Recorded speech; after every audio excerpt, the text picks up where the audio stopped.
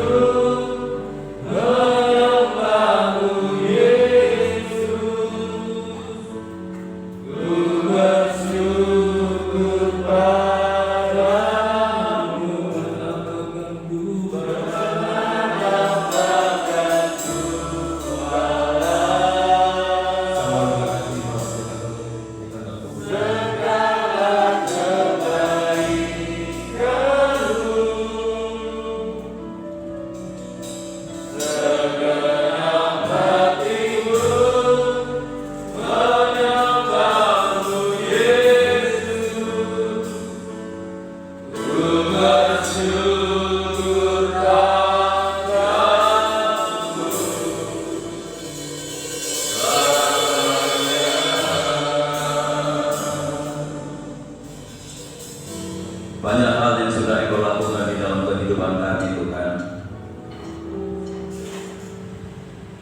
Sampai hari ini Engkau tidak pernah meninggalkan kehidupan kami. Kau selalu menopang kami, Kau selalu berikan kekuatan dan kemampuan di dalam kehidupan kami. Sehingga saat ini kami boleh datang kepada Tuhan lewat ibadah yang Kau sediakan di dalam kehidupan kami. Hanya rasa syukur dan terima kasih yang kami naikkan di hadapan Tuhan atas segala perbuatan ajaib yang sudah Engkau lakukan di dalam kehidupan kami, sehingga sulit untuk kami dapat wujudkan pernyataan ucapan syukur kami karena banyak hal yang sudah Engkau kerjakan dalam hidup kami. Dan dalam kesempatan ini kami ingin apa yang bisa kami lakukan untuk memuliakan dan meninggikan nama-Mu sebagai balasan ucapan syukur kami kepada Tuhan atas perbuatan-perbuatan ajaib-Mu yang sudah Engkau lakukan dalam kehidupan kami. Kalau Roh Kudus menguasai hati dan pikiran kami, sehingga ketika kami memuliakan Tuhan, ketika kami memuji Tuhan, kami memuji Tuhan dengan hati yang mengasihi kepada Tuhan. Terima kasih Bapa, kami mohon berkat-Mu menyatakan di tengah-tengah ibadah kami pada sore hari ini, dan biarlah kehadiran Tuhan semakin membuat kami menjadi anak-anak-Mu yang mengasihi kepada Tuhan. Terima kasih Tuhan, untuk itu kami menyerahkan hamba-hamba-Mu yang saat ini sudah mempersiapkan diri untuk melayani pekerjaan-Mu yang mulia ini, baik leader, singer, pemain musik, tukang LCD yang menaikkan doa yang menjaga warta gereja, maupun hamba-Mu yang akan menyampaikan kebenaran firman-Mu. Mari Tuhan, Engkau sucikan kami, kuduskan kami, terlebih pengurapan dari yang kudus Engkau nyatakan dalam pelayanan kami. Pelayanan kami boleh menjadi berkat bagi sidang jemaat-Mu dan boleh berkenan di hadapan Tuhan. Saudara-saudara kami yang lain yang saat ini masih dalam perjalanan untuk menuju ke tempat ini, Tuhan Engkau menyertai mereka semuanya. Segera tiba di tempat ini bersama kami untuk memuliakan Tuhan. Karena pekerjaan kuasa kegelapan yang ingin mencoba mengganggu jalannya ibadah kami, bahkan ingin merebut berkat Tuhan yang Tuhan sediakan lewat ibadah ini, kami menyatukan hati bersama jemaat untuk memanggil nama-Mu, yaitu di dalam nama Tuhan Yesus Kristus. Dalam kuasa-kuasa yang bukan dari Allah dalam bentuk apapun, kami tolak dan patahkan kuasanya dalam nama Yesus. Dan biar Roh-Mu yang kudus menguasai tempat ini, menguasai hati dan pikiran kami, sehingga berkat ibadah ini seutuhnya boleh menjadi bagian di dalam kehidupan kami. Tuhan berkati gereja-gereja-Mu yang saat ini sedang mengadakan ibadah yang sama seperti kami lakukan. Bagaimana Tuhan berkati kami, Tuhan berkati mereka semuanya, akan nama Tuhan dipermuliakan. Hanya di dalam nama Tuhan Yesus Kristus Kepala Gereja, kami serahkan segala doa kami buka ibadah kami pada sore hari ini, dan yang siap untuk memuliakan Tuhan, mari bersama kita katakan amin.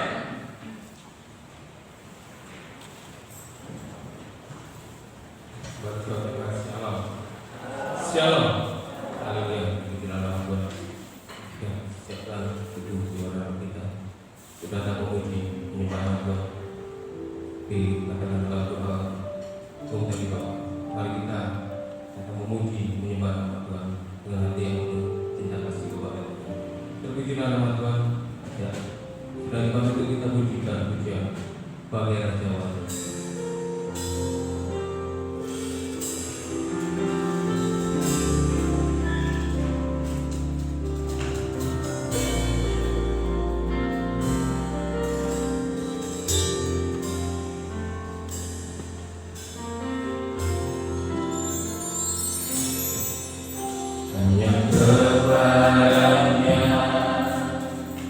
Ku tak berlari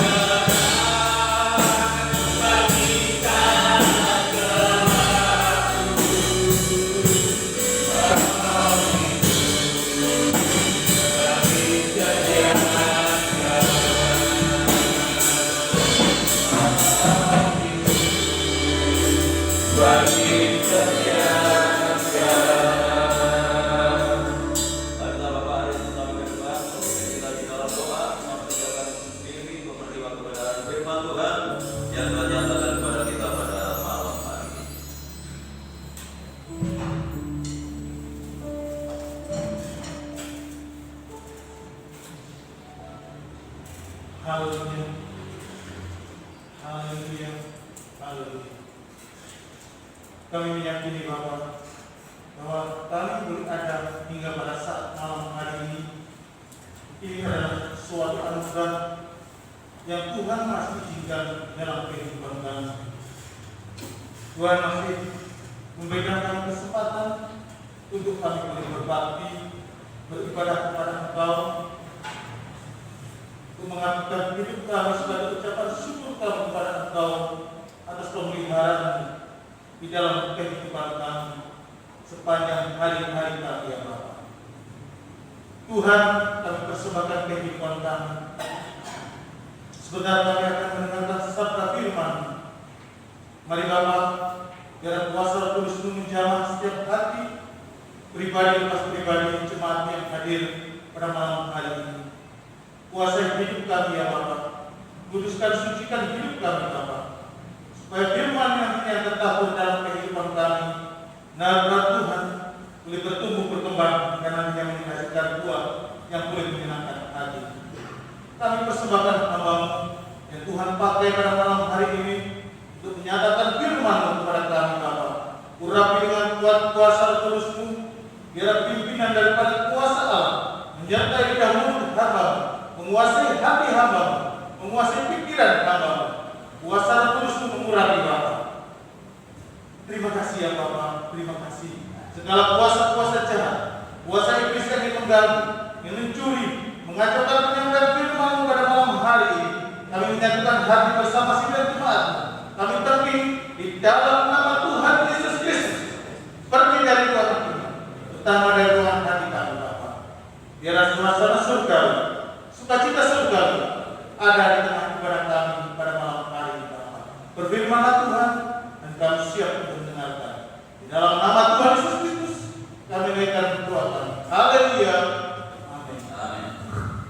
Silakan duduk kembali. Bapak Ibu yang dikasihi oleh Tuhan, salam kesalam.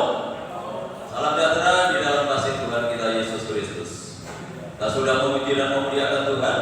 Tiba saatnya kita siapkan hati kita untuk menyambut firman Tuhan, dan firman Tuhan pada malam hari ini akan disampaikan oleh Bapak Pendeta Muda Joko Suwarno.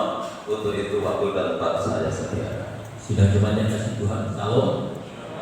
Puji Tuhan, mari pada malam hari ini kita kembali mengisi hidup kita dengan firman Tuhan, agar kita semakin hari semakin dipenuhi dengan kekuatan-kekuatan daripada firman Tuhan. Ya, pada malam hari ini firman Tuhan saya berikan tema menjaga bait Allah. Kita baca di dalam Matius 21 ayat 12 sampai 14.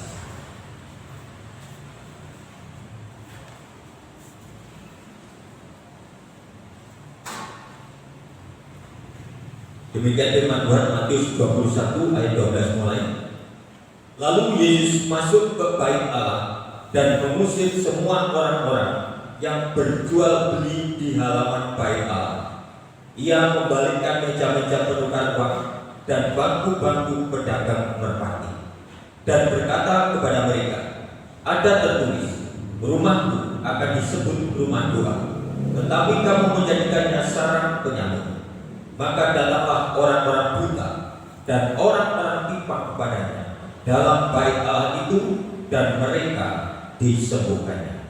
Amin. Puji Tuhan. Sidang jemaat yang dikasihi Tuhan, ini suatu kejadian yang harus dilakukan oleh Tuhan untuk membersihkan adat istiadat yang ada selama itu di dalam bait Allah. Sehingga bait Allah di halamannya itu dipakai berjual beli, dipakai penukar-penukar uang, sehingga ini dikategorikan oleh Tuhan Yesus sebagai penyambung. Nah, Tuhan Yesus tidak ingin bahwa bait Allah itu dijadikan tempat yang tidak semestinya, sehingga Tuhan Yesus harus membersihkan semuanya ini. Tuhan Yesus harus membubarkan semuanya ini supaya bait Allah itu murni, tidak ditumpangi oleh hal apapun, supaya bait Allah itu benar-benar menjadi rumah Allah yang disebut sebagai rumah doa. Jadi bukan rumah untuk tempat berjualan, bukan rumah untuk urusan-urusan yang lain-lainnya. Jadi dengan kata lain, Tuhan ingin menjadikan rumahnya itu betul-betul menjadi satu kata, yaitu rumah doa, rumah yang suci, rumah yang kudus. Ya. Untuk itulah maka Tuhan Yesus menegur dengan keras, bahkan marah, ya, ketika dipergunakan dengan tidak semestinya. Sebab bait Allah sebelum diobrak-abrik oleh Tuhan Yesus ini ya seperti itulah. Jadi kepentingan-kepentingan untuk datang ke bait Allah itu tidak murni, ditumpangi dengan kepentingan-kepentingan yang lain. Sehingga Tuhan Yesus harus meluruskan. Nah, untuk itu betapa kita ini harus membersihkan hati dan pikiran kita di saat kita datang kepada Allah. Di saat kita masuk di dalam bait Allah, itu kita harus betul-betul bersih. Tidak banyak kasih Tuhan. Zaman sekarang mungkin memang tidak ada orang yang berjualan di halaman gereja, seperti mungkin di teras-teras itu sudah tidak zamannya, sudah tahu, tak pantas dan tidak berani, tidak tahu. Apalagi penukar uang, ya, kalau uangnya besar dimasukkan persembahan ke gede, dikirimin, dijolmi, ya, yang recehan jangan dimasukkan. Tapi zaman sekarang sudah tidak ada. Tetapi firman Tuhan ada, firman Tuhan telah terjadi. Ini menjadi satu peringatan sampai akhir zaman. Nah, apa yang dimaksud dalam zaman-zaman selanjutnya? Ya, seperti sekarang memang tidak ada orang berjualan dan tidak ada orang menukar-nukar uang, tidak ada. Tetapi firman Tuhan ini tidak akan hilang setitik pun sampai bumi ini dilenyapkan. Jadi firman Tuhan ini akan terjadi dan berkembang sampai semua manusia itu mengerti gaya itu. Jadi mungkin di zamannya Tuhan Yesus kejadiannya seperti ini. Tetapi di zaman kita apa? Ya sekarang tidak ada orang menjual merpati, menjual bunga, tidak ada. Tapi nanti apa? Kira-kira yang ada. Jadi untuk itu sebelum kita mempersiapkan diri masuk ke dalam apa yang harus kita persiapkan? Kita baca di dalam Ibrani 10 ayat 19 sampai 23.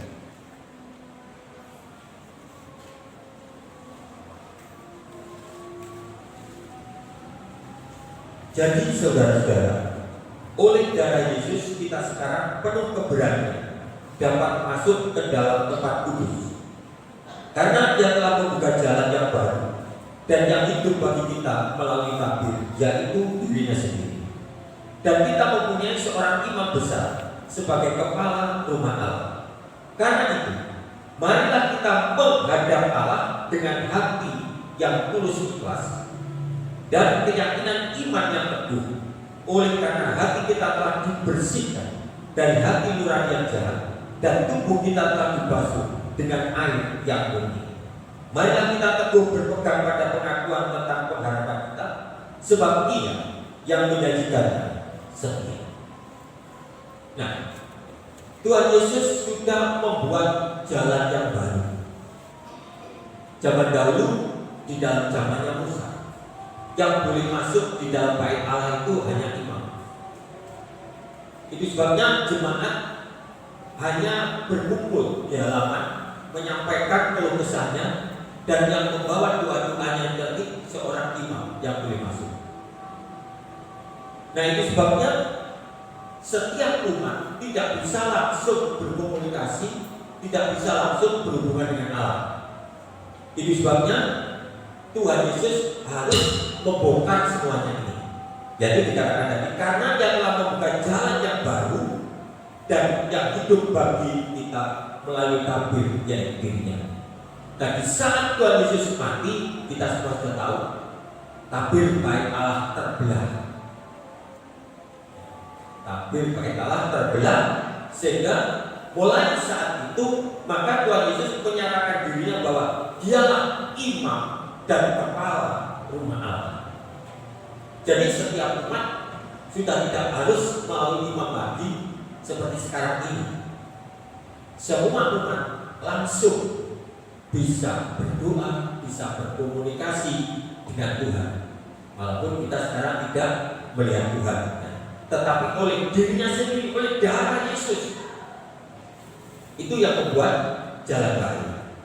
Nah, untuk itu dipesankan dengan sangat, dikatakan karena itu marilah kita menghadap Allah dengan hati yang tulus ikhlas dan keyakinan iman yang teguh.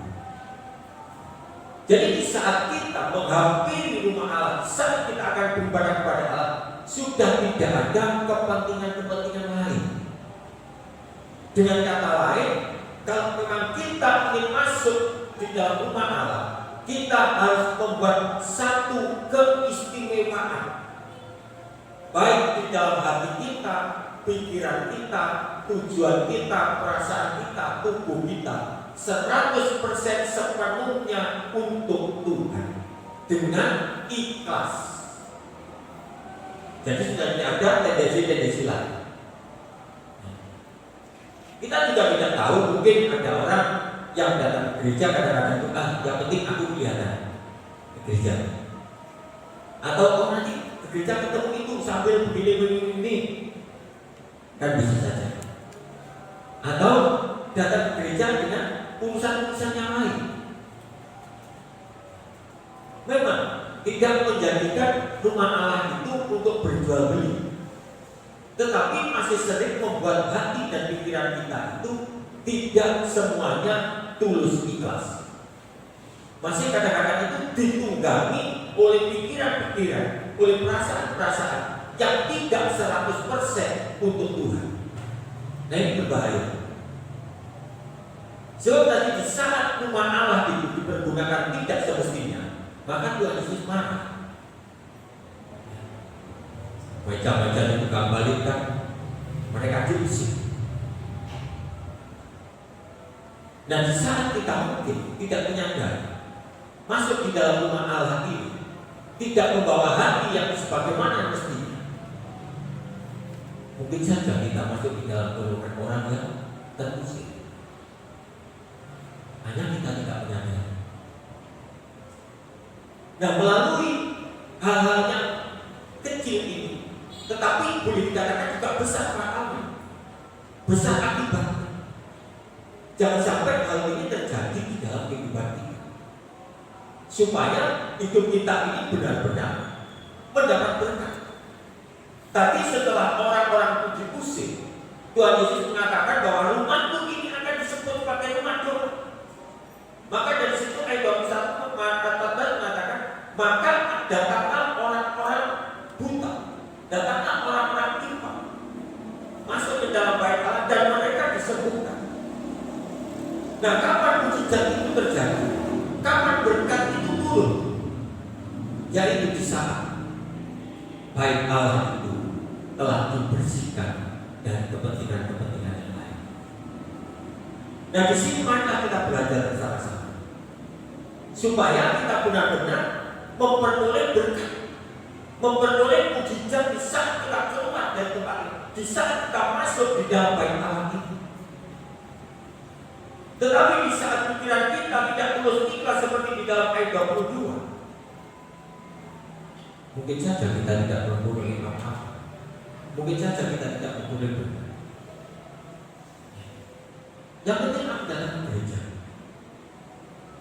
Alangkah baiknya sebelum kita datang ke gereja, kita berdoa dulu, Tuhan, aku mau beribadah, mempersiapkan diri secara matang. Jadi membuat hidup kita ini menjadi apa ya? menjadi istimewa, menjadi khusus untuk Tuhan. Pokoknya waktu ini untuk Tuhan, bukan untuk yang lain-lain. Dan disitulah maka kita nanti akan mendapatkan berkat dan mendapatkan mujizat dari Tuhan. Karena itu marilah kita menghadap Allah dengan hati yang tulus ikhlas dan keyakinan iman yang teguh. Kalaupun kita datang dengan keyakinan iman yang teguh, tetapi hati kita belum masuk kategori hati yang bersih, bisa saja kita tidak memperoleh berkat. Nah, hal seperti ini kita harus mengerti supaya ini tidak terjadi atas hidup kita. Supaya hidup kita, supaya jemaat pengajian yang sudah setia ini semakin hari, semakin baik di hadapan Tuhan, semakin mengerti kehendak Tuhan, dan semakin berkenan di hadapan Tuhan.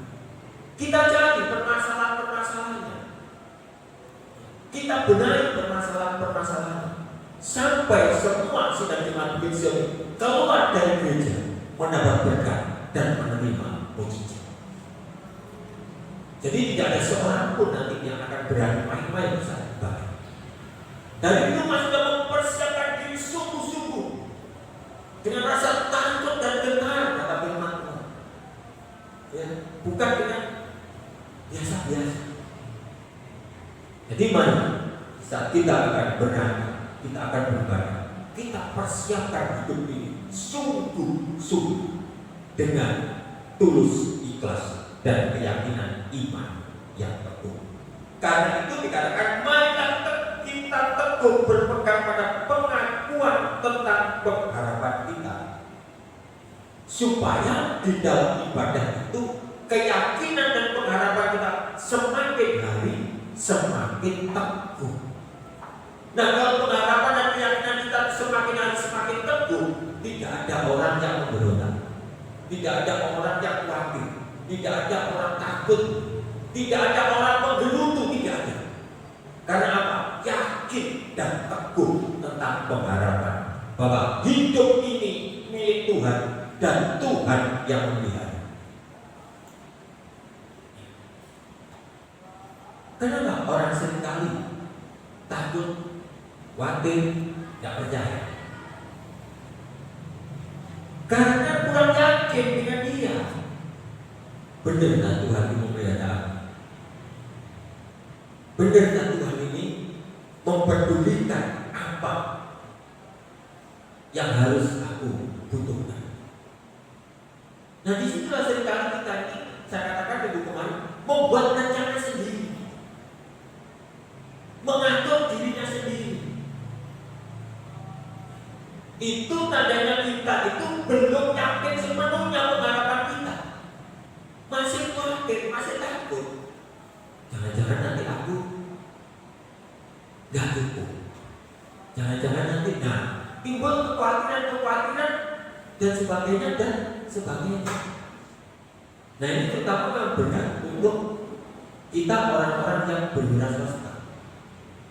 Karena di saat kita berhenti, maka di situ kita tidak mendapatkan upah.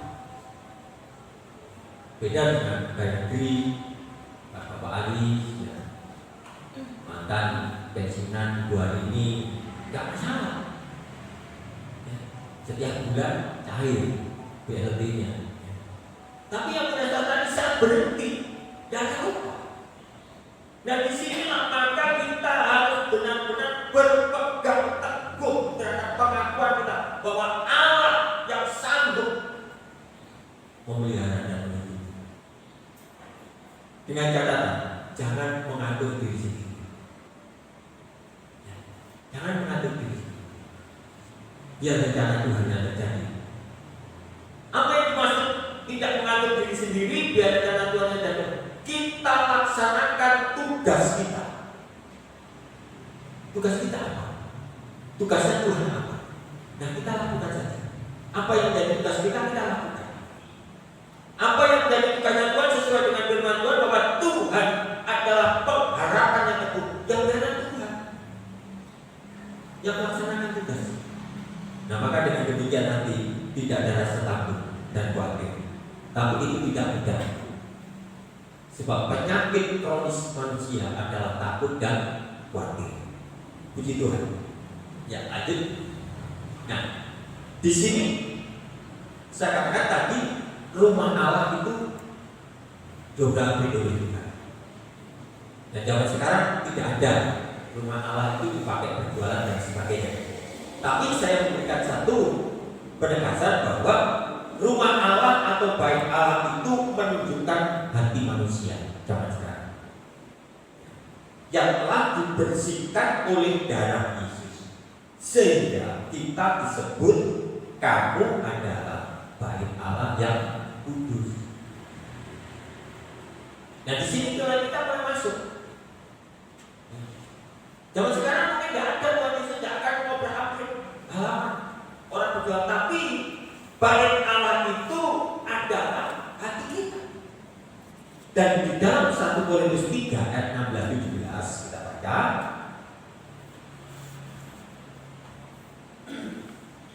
1 Korintus 3 ayat 16-17, tidak tahukah kamu bahwa kamu adalah bait Allah dan bahwa Roh Allah diam di dalam kamu?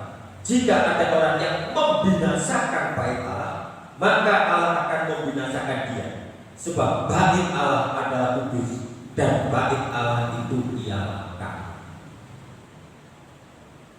Ini yang harus kita garis bawah.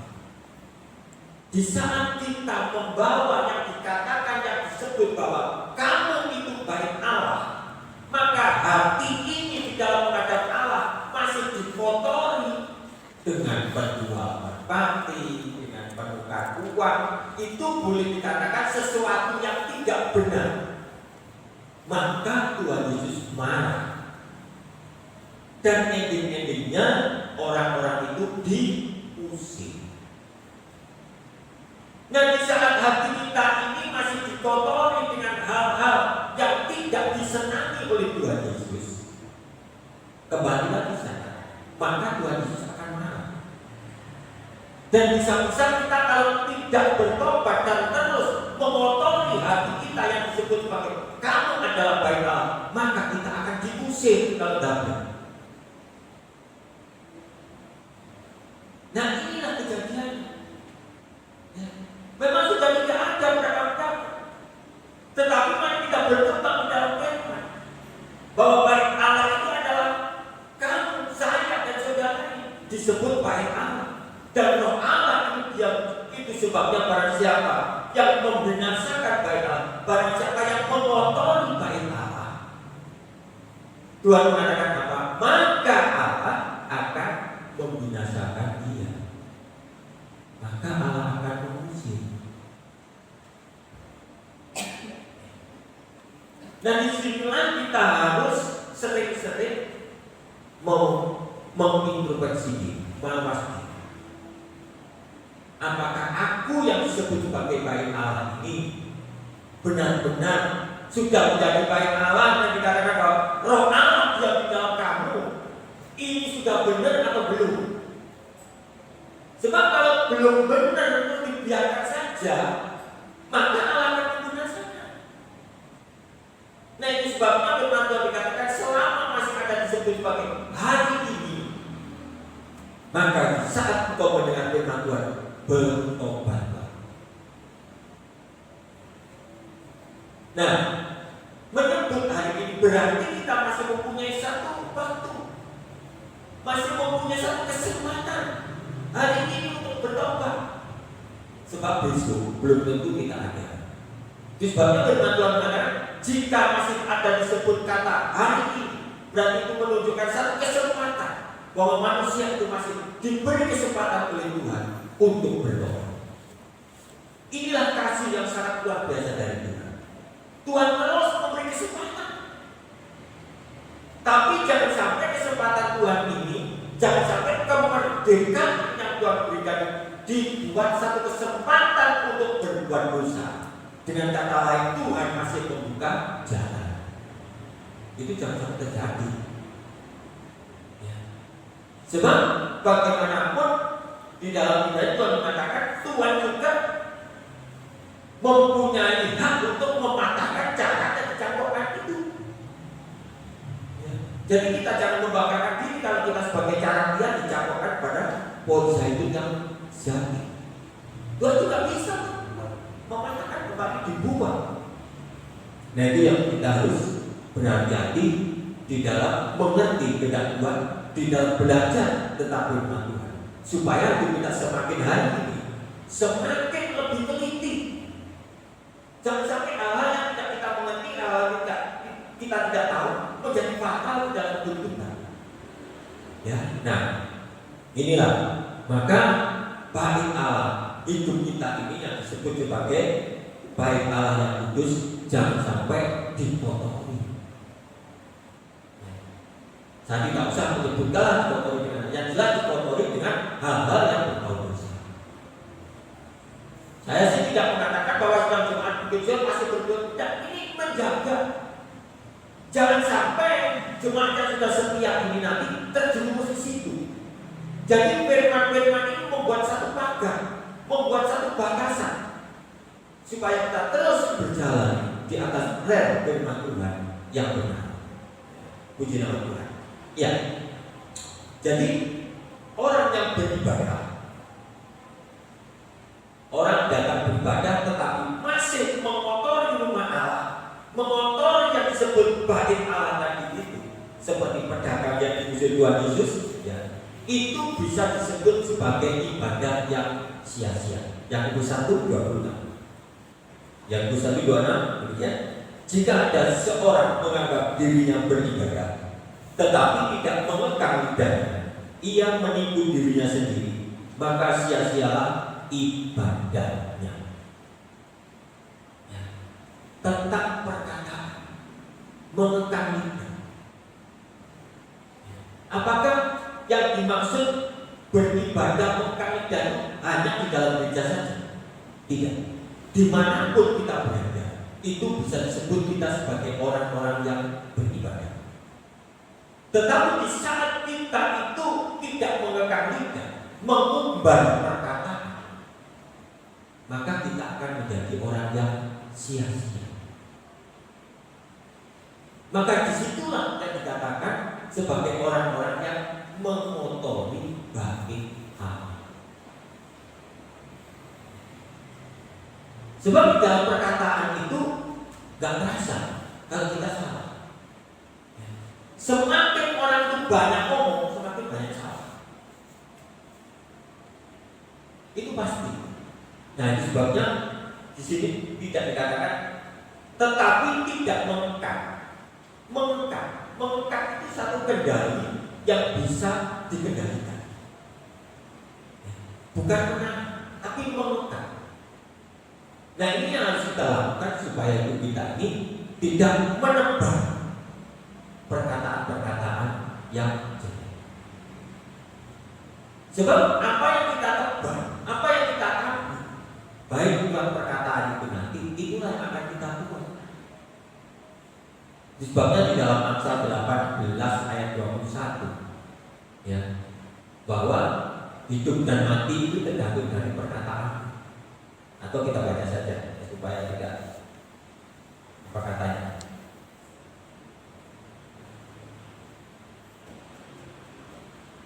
Amsal 18 ayat 21. Hidup dan mati dikuasai lidah. Siapa suka menggemakannya akan memakan buahnya.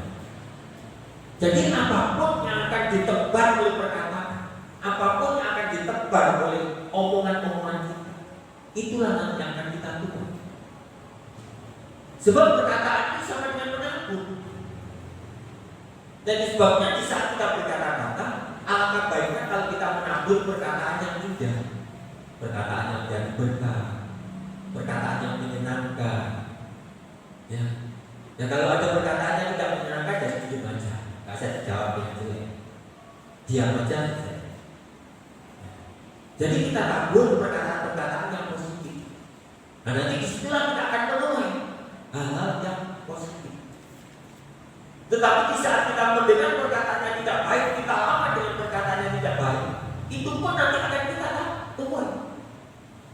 Sebab lidah itu nanti akan menghasilkan apa yang ada di dalam diri. Nah, sehingga di dalam Al-Quran sudah dikatakan, jika kita tidak bisa mengekang hidup kita, maka kita menjadi orang yang sia-sia. Sia-sia bisa dikatakan kalau di dalam Matius tadi menjadi orang-orang yang diusir oleh Tuhan, sia-sia. Ya, kalau Khotbah 5 ayat 1 sampai 2.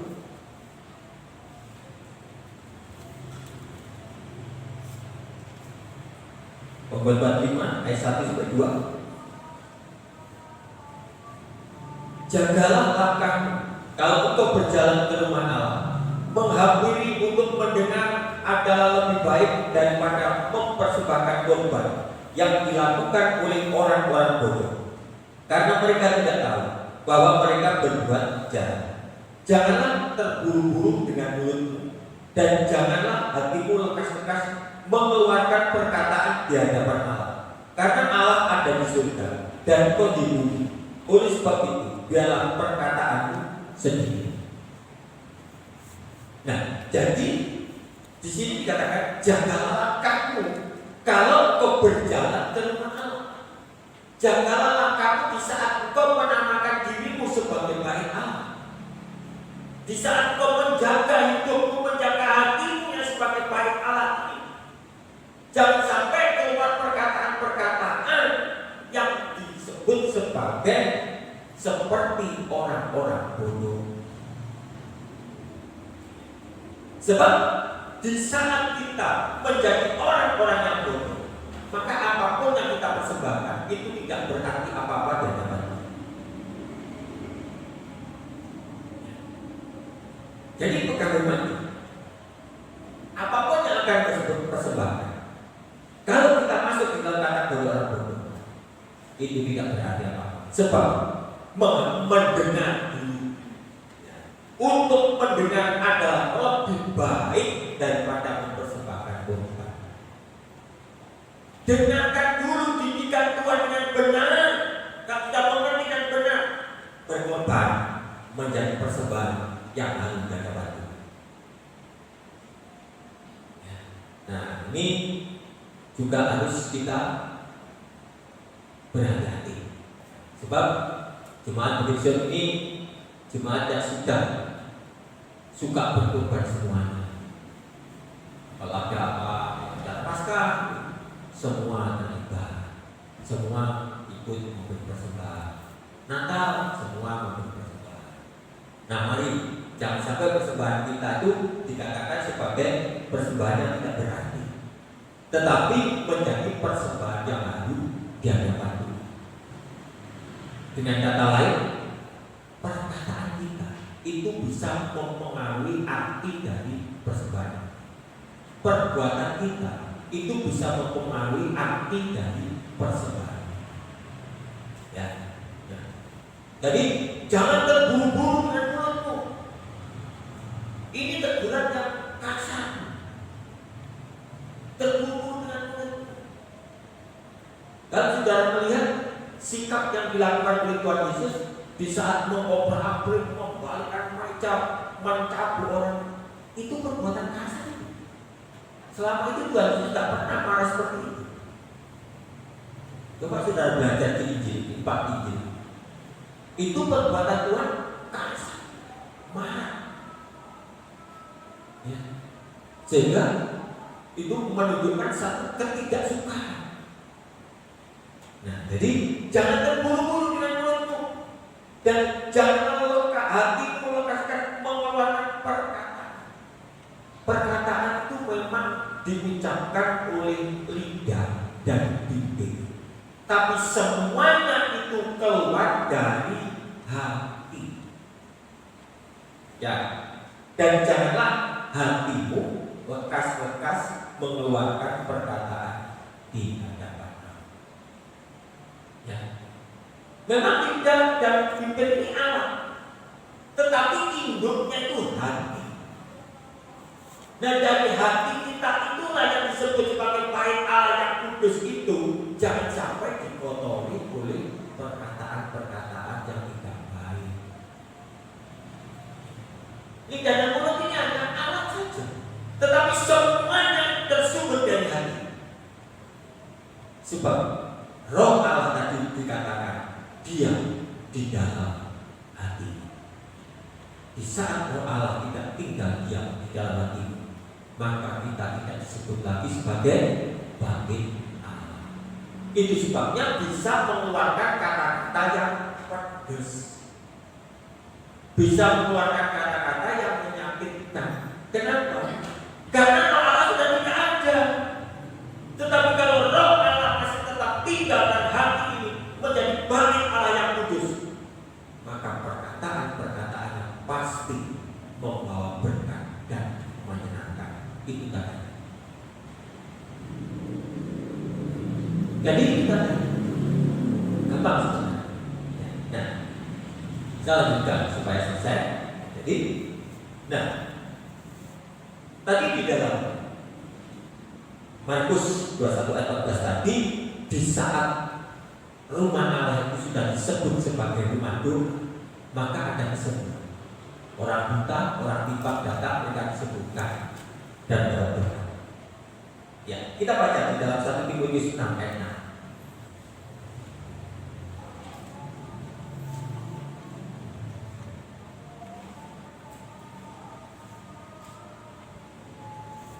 Memang ibadah itu kalau disertai rasa cukup memberi keuntungan besar.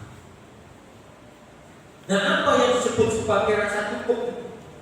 Apa kategori yang diucapkan di dalam firman Tuhan itu disebut disertai rasa cukup memberi keuntungan besar? Tapi di saat Tuhan Yesus setelah menjadikan bait Allah sebagai rumah doa, maka di situ ada kesembuhan, ada berkat, dan ada mujizat. Nah, di dalam 1 Timotius 6 ayat 6 ini, jika ibadah disertai rasa cukup, maka memberi keuntungan yang besar. Ya, saya tulis di sini. Jadi, rasa cukup itu menunjukkan, yaitu mempersembahkan hati yang tulus ikhlas tadi. Itulah rasa cukup. Membawa hati kepada Allah dengan rasa tulus ikhlas tanpa dibebani dengan apapun, dengan tujuan sepenuhnya hidup itu untuk Tuhan, untuk beribadah pada Tuhan, maka keuntungan besar akan terjadi. Kita baca di dalam Lukas 8 ini agak cepat sedikit. Nah, saya selesai satu ayat lagi ini. Lukas 8 ayat 3. Ini tentang orang yang sakit berdarah. Lukas 8 ayat 3 adalah seorang perempuan yang sudah 12 tahun menderita pendarahan dan yang tidak berhasil disembuhkan oleh siapapun. Ia maju mendekati Yesus dari belakang dan menjabat jubahnya, dan seketika itu juga berkilat pendarahannya. Lalu katanya, siapa yang menjamah aku? Dan karena tidak ada yang mengakuinya, berkatalah Petrus, Guru, orang banyak mengerumuni dan mendesak engkau. Tetapi Yesus berkata, ada seorang yang menjamah aku, sebab aku merasa ada kuasa keluar dari diriku. Ketika perempuan itu melihat bahwa perbuatannya itu ketahuan, ia datang dengan gemetar, tersungkur di depannya, dan menceritakan kepada orang banyak apa sebabnya yang menjamah dia, dan bahwa ia seketika itu juga menjadi sembuh. Seorang yang mempunyai penyakit pendarahan yang sudah dikatakan 12 tahun ini datang kepada Yesus dengan hati satu untuk ketemu Tuhan. Gak peduli orang banyak, gak peduli orang berjumpa-jumpa, dia berusaha, dia mempersiapkan dirinya supaya bisa memegang jubah Yesus.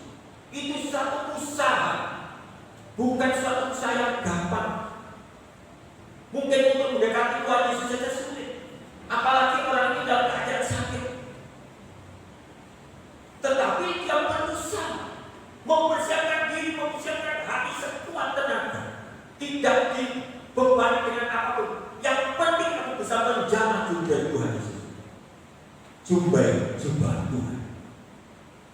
Dan maka tujuannya yang murni dengan hati yang tulus ikhlas itu, dikatakan tadi ibadah yang disertai rasa cukup akan membawa keuntungan besar. Maka orang yang sakit ini akan mendapatkan kuasa, mendapatkan kesembuhan. Karena apa? Dia memiliki hati khusus untuk datang kepada Tuhan, supaya dia bisa menjaga jubah. Saya hanya percaya, sebabnya Petrus juga tidak tahu di saat orang ini menjamah jubahnya Tuhan, tetapi Tuhan tahu akan kuasa. Tuhan Petrus berkata, Tuhan tidak tahu Tuhan ini anak banyak. Siapa yang tahu menjamah jubah mungkin orang berbesar-besar. Itu menunjukkan bahwa perempuan ini dengan usaha keras untuk mendapatkan kuasa tersebut. Dan saat kita datang kepada Tuhan, kita beribadah, kita sertai dengan rasa cukup, yaitu hati yang tulus, maka kita akan mendapatkan berkat yang luar biasa. Kita akan mendapatkan mujizat saat kita keluar dari gereja. Ini sebabnya mari kita bersihkan hati kita yang disebut sebagai bait Allah yang kudus, supaya saat kita sudah mulai bisa membersihkan hati kita menjadi bait Allah yang kudus secara benar, maka disitulah mulai ada berkat dan mujizat. Amin. Tuhan memberkati.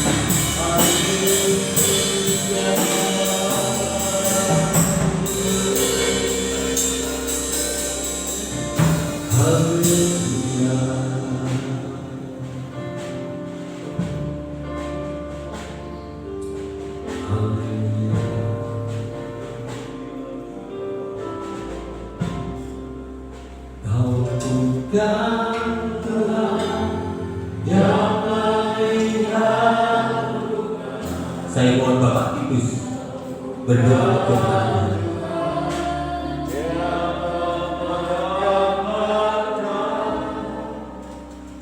Hati hamba yang selalu kau cari, biar kau temukan di dalamku. Selama ku hidup, ku mau menyembahmu. Saat engkau sangat berarti bagiku, yang terbaik yang ada padaku. Ku bersembah kepadamu,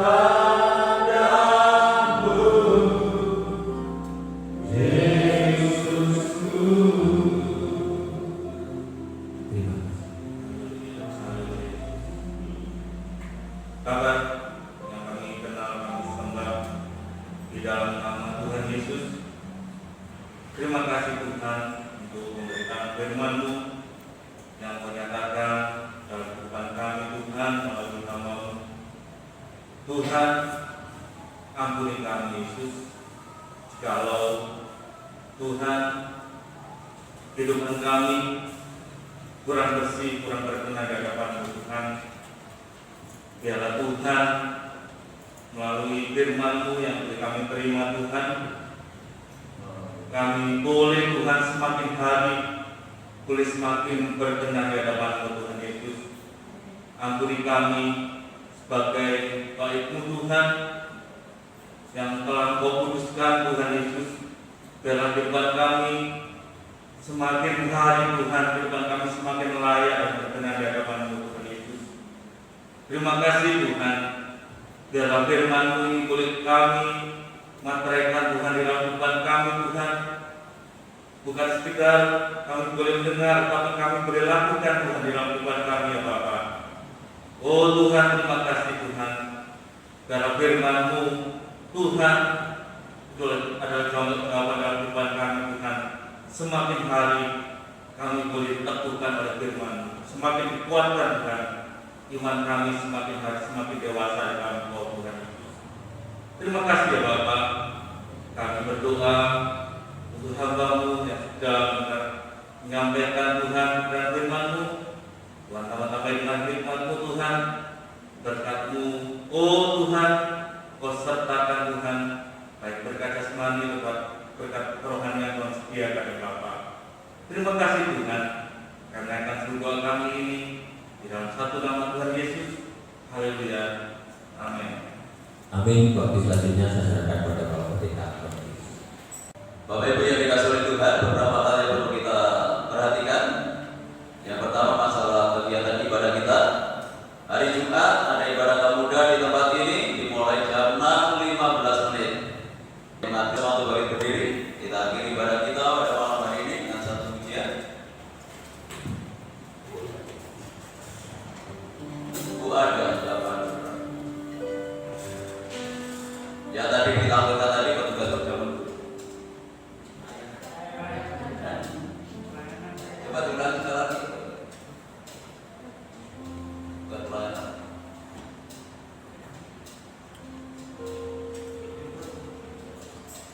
Biar yang kelihatan ya.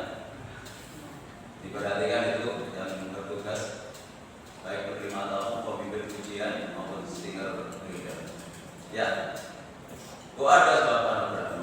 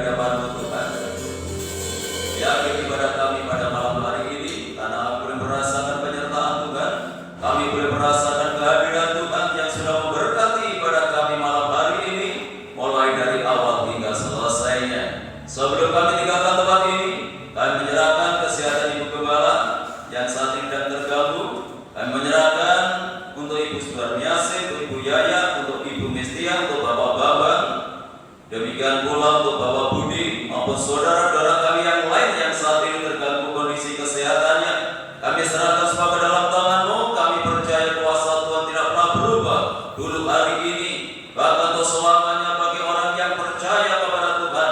Untuk itu mari ulurkan tangan kuasa-Mu, jamah mereka yang sakit di dalam nama Yesus Kristus, yang sakit disembuhkan, yang sakit dipulihkan. Kuasa Tuhan Yesus untuk memberikan kesembuhan. Terima kasih Bapak. Bapak Ibu kami yang sudah berusia lanjut, biarlah Tuhan tetap anugerahi dengan kekuatan dan kesehatan. Pembangunan tempat lahan parkir ke dalam tangan kami serahkan untuk kelanjutannya. Tuhan buka jalan dan menyediakan semua biaya yang kami perlukan, supaya pembangunan ini dapat terselesaikan dengan baik dan membuat nama-Mu dipermuliakan. Kami menyerahkan untuk hamba-Mu yang sudah melayani pekerjaan malam hari ini. Tuhan memberkati mereka semuanya, bahkan semakin memperindah pelayanannya di hari-hari yang akan datang. Tuhan berkati lingkungan kami, kota kami, bangsa dan negara kami dengan ketenangan, kedamaian dan kesejahteraan. Bapak Presiden bersama wakil dan jajarannya, demikian pula pemerintahan yang ada di daerah diberikan hikmat oleh Tuhan. Tuhan memberikan kemampuan untuk dapat membawa bangsa ini lebih baik lagi. Upaya pemerintah untuk memutus rantai penularan COVID-19 dengan menurunkan vaksin, kiranya Tuhan yang memberkati sehingga negeri ini segera bebas dari pengaruh COVID-19. Tuhan pulihkan bangsa kami, Tuhan pulihkan negeri kami, kemuliaan Tuhan boleh dinyatakan agar nama-Mu semakin dipermuliakan. Pada akhirnya kami serahkan seluruh sidang cepat ke dalam tangan-Mu, baik yang hadir malam ini maupun yang tidak hadir, baik yang ada di dalam kota, di luar kota. Tuhan tetap jaga lindungi serta tuntun dan bimbinglah mereka. Tuhan tetap hidup dalam kekudusan dan kebenaran, tetap memiliki hati yang setia dan mengasihi kepada Tuhan. Rumah tangga, keluarga, kehidupan jemaat-Mu, Tuhan berkati dengan ketenangan, kedamaian dan kesejahteraan. Kalau usaha pekerjaan, Tuhan tanggung jawab yang mereka lakukan, Tuhan buat berhasil satu rumah tangga pun yang hidup di dalam kekurangan. Anak-anak yang masih duduk di bangku sekolah, mulai dari pelekun sampai perguruan tinggi, berkati mereka dengan kecerdasan dan kearifan. Jadikan anak-anak yang berprestasi baik dalam akademinya maupun non akademinya, jadikan berkat di dalam pergaulannya. Bagi sidang jemaat yang sudah memberikan persembahannya, mengembalikan perpuluhannya, Tuhan kembalikan berlipat kali ganda sesuai dengan janji firman-Mu. Sebentar lagi kami akan tinggalkan tempat ini kembali ke bangkai masing-masing. Tuhan jaga lindungi sertai kami dalam perjalanan. Tiba di rumah dengan selamat, tidak kekurangan sesuatu apapun. Kembalikan kami dalam kegiatan ibadah yang akan datang dalam keadaan yang lebih baik dari malam hari ini. Bapak Ibu Saudaraku yang dikasihi oleh Tuhan, sekarang pulanglah